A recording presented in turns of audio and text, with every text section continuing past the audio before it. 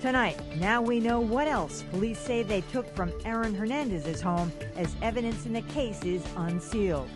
Plus, chaos in court as Whitey Bulger gets into a screaming match with one-time sidekick Kevin Weeks. And the theater, you really lean into a character, you do it live, there's nothing like it. Jared Bowen's Week of Arts in the Berkshires continues with the Williamstown Theater Festival. That's now on Greater Boston.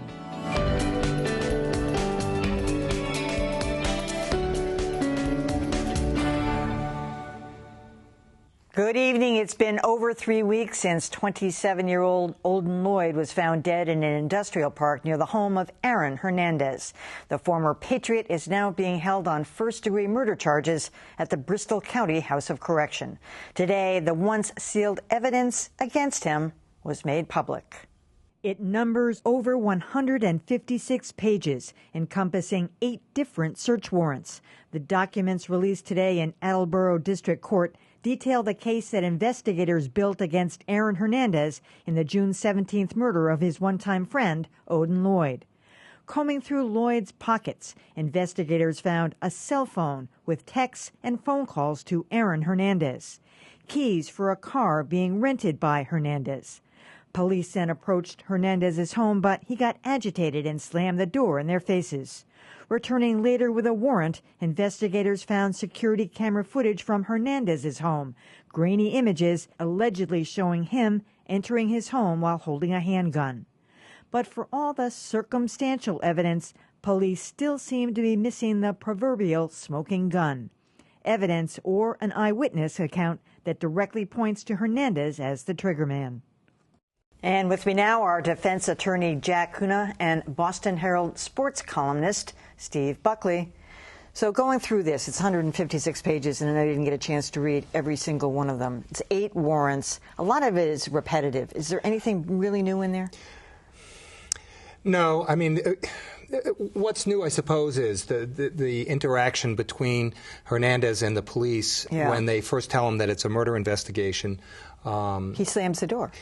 Well, first he says, I got to talk to my lawyer. He comes out, he gives the lawyer's card to them, then he slams the door. He didn't ask who it was, and that's, Right. But at that point, he's got a right to remain silent. So it's something that is certainly admissible to a magistrate in terms of trying to get a warrant. But that's not admissible in evidence against him. He's got a right to remain silent. He remains silent.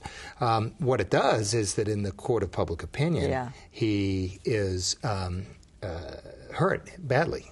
Now, we have some of this very grainy surveillance video, which is actually came from Hernandez's own home. In fact, he told the police that he had seen them come to the door and didn't open it because he knew it was the police. And then the police sees some of this video, which you can see here. I don't know how they can say, but they say that the man in the white shirt is apparently Hernandez, and he's evidently, they're saying, holding a gun in that picture. Yeah, I don't see it, but presumably they've got their reason for it. It also seems to me that's something that could be contested strongly at trial. The videos that I think are far more will be far more telling, one way or the other, are the ones in and out of the industrial park. How good are they? Can you see people in the car? Can you not see people? How many people? Generally speaking, surveillance photos are not of the greatest quality. That's not the reason for them. They're just, they're there to alert people, et cetera. That's what we're all sort of waiting to see. Steve, some of this behavior, and I know innocent to proven guilty, would make him seem really particularly stupid. Like, if he shot the guy, why didn't he then grab his cell phone, grab his ID, take the body with him? Why would he have that kind of very awkward behavior with the police? Why would he tell the girlfriend in front of the police not to talk to them? I mean, you know the guy. You interviewed him in locker rooms. Is he stupid? Well, I'm glad you began with that question because this is what we were talking about off the air. And I've heard, Aaron Hernandez is street smart. And I think street smartness is something that we bestow on people that we don't think are very bright. And it's almost like a consolation prize, that when you come across somebody who may not be a man of letters, we'll bestow them the lovely parting gift of, oh, you're street smart. This is the least street smart person I've ever come across in my life, based on all that you just said and all that we've been reading over the last couple of weeks. How street smart are you to leave the trail of evidence that appears to be in our wake right now? So, so street smarts and book smarts and every other kind of smarts seem to be lacking here. And there is that contradiction between what the government is alleging, which seems to be a premeditated act. That is, he got him, they brought him to an isolated spot, he was shot. These are the allegations, anyway, and in any event, and then they leave. So if it is premeditated, there wasn't a lot of thinking going on with respect to that premeditation. So if he did it, and we don't know, he is presumed innocent, this is one of the stupidest things. That's first of all, in terms of the man, his career, everybody around him who loves him, the child, et cetera. I mean, but just in any way you look at this is, if he did it, how much of a knucklehead can he be? Yeah, that raises the question about what Bob Kraft said yesterday morning. Bob Kraft called a few very select elite news organizations together, including ESPN, Boston Herald, the Globe. You know, not every Tom, Dick, and Harry was invited. And he insisted on no notes, no tape recordings, no video recordings, just notes. And he used the word duped. I mean, is that the proper word to be used? Were the Patriots duped? I mean, they knew he had a record before they hired him. Until Robert Kraft spoke yesterday, there was Aaron Hernandez is over here, and we the people are over here. Until Robert Kraft speaks, he's somewhere in the middle. We don't know where he is. So by speaking yesterday and saying we were duped, to a lot of people it puts him over here with us, that now we were duped. The question then becomes, how duped was he? Was it a simple case of he fell in the draft because he smoked pot in college, and therefore we were able to get this prized NFL prospect for pennies on the dollar? Or did they know a lot more that they didn't share with us? Now, obviously, they didn't know he was capable of being charged with murder. Now, I think we can give them that, because clearly if they had known that, it's even preposterous to pose the question. But then the question becomes, how much did they know that if we were aware of it, we collectively would have been appalled that they had drafted him? So that's the question that remains unanswered. Well, there's been reports recently that there's the incident in Miami where the fellow gets shot, says he doesn't know who did it, and then he sues and says it's Hernandez.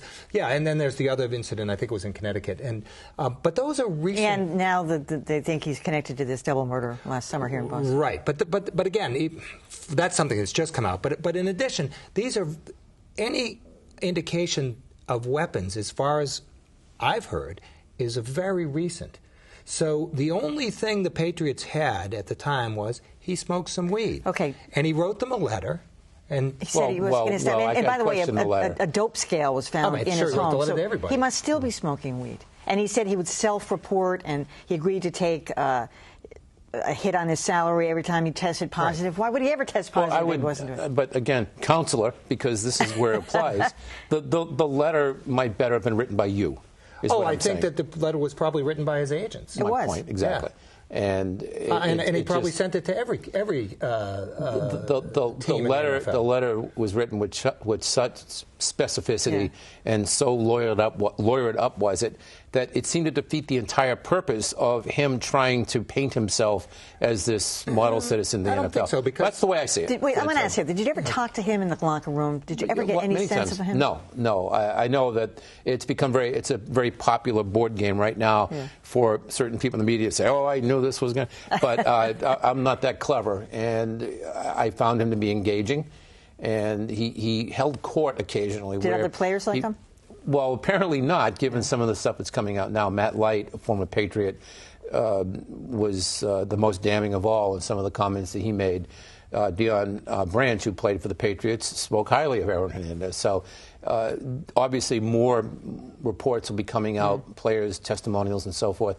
But in my dealings with him getting down there once a week or so during the season, he would occasionally be at his locker. And again, there's a holding court aspect. You can go up to a guy and ask him a simple question, but sometimes the guys just stand there and ramble on for 10 or 15 minutes, and he would occasionally do that. And I think everybody came away pleased with a good bag full of quotes. And again, based on people like to say, is he a good guy? Well, I see him for this much. I see him during the open locker room from 11 o'clock to 11:45 in the morning. That doesn't qualify me to say if someone's a good guy or not. Jack, I want to ask you quickly that one of the court proceedings against one of the other guys who was allegedly with Hernandez that night was stopped today.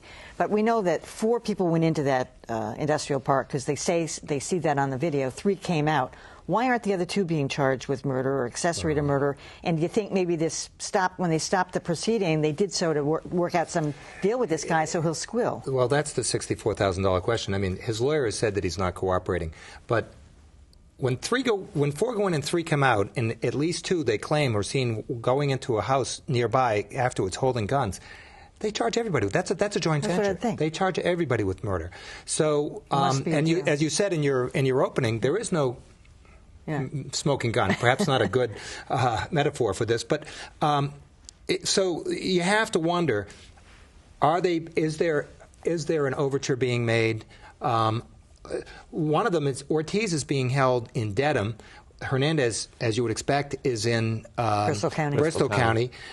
They separate people when there's going to be a problem. Otherwise, co-defendants are housed in the same facility awaiting trial. So I got to think that something here looks like cooperation. All right, Jack, Cunha, Steve Buckley, thanks for all that insight.